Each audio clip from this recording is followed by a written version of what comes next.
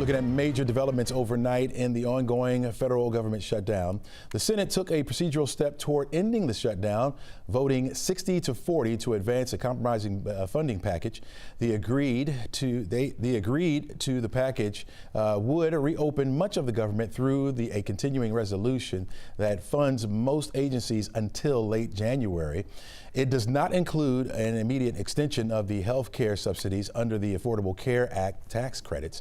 A final bill must still clear the Senate in full, then go to the House of Representatives for passage, then be signed by President Trump.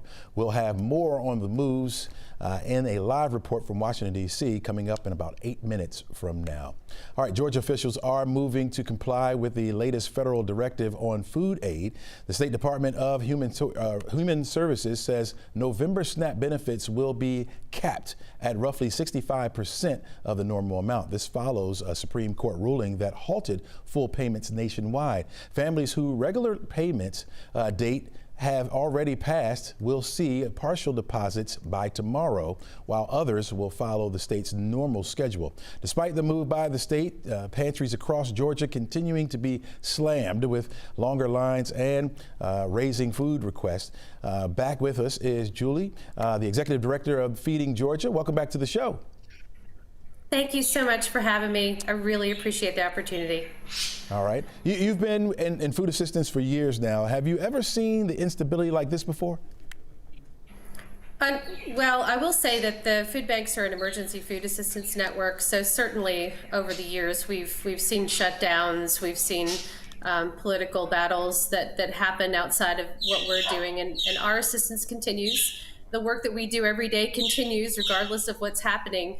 But as far as SNAP, that is unprecedented. So the amount of pressure that our families are facing and those we serve are facing right now is something we have not seen before. It's incredibly confusing, certainly for our families and for us. And when that happens, we react as quickly as we can to get the food to those who need it most. And so we had you on the show a couple of weeks ago, and you saw the changes then. What has changed since? Now we've been in this shutdown the longest we've ever seen. Yeah, I think as we had mentioned before, we saw longer lines, greater demands, people showing up to food banks for perhaps the first time in their lives, realizing they needed the assistance. And for us as food banks, trying to keep the shelves stocked has been a challenge.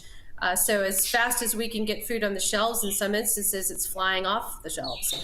So trying to restock and trying to make sure our families are supported and our food bank network is supported has been an unprecedented challenge.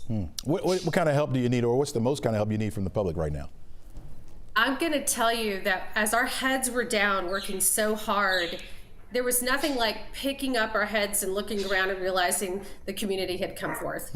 So the community had showed up, and that's what we need. We need the government to reopen first and foremost, and we need the full support of the community. And I cannot say on behalf of the network enough thank yous for all of the support we are receiving.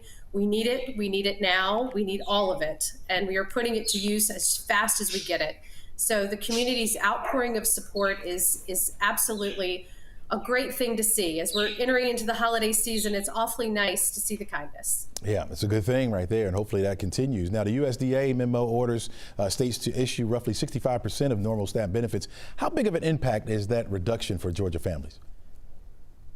It's hard to say. It's hard to be an expert right now on SNAP with all the changes going back and forth. As you mentioned, we do know that the partial payments were issued over the weekend. We know our state partner agencies are working so hard to make this happen and make sense of the guidance that they're getting, which is changing daily.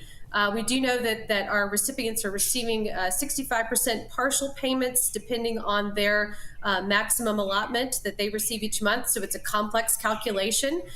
We know it will take time to get that out. We also know families who are dealing with this uncertainty are going to have to spend a lot of time recovering, just like the food banks will have to recover and put more food on the shelves. They will have to do the same. If they were borrowing money to get through this time, if they were doing extra things to get through this time, it's going to take everybody a minute to recover. Yeah. Has the Georgia Department of Human Services given any direction on how to handle this partial payment directive?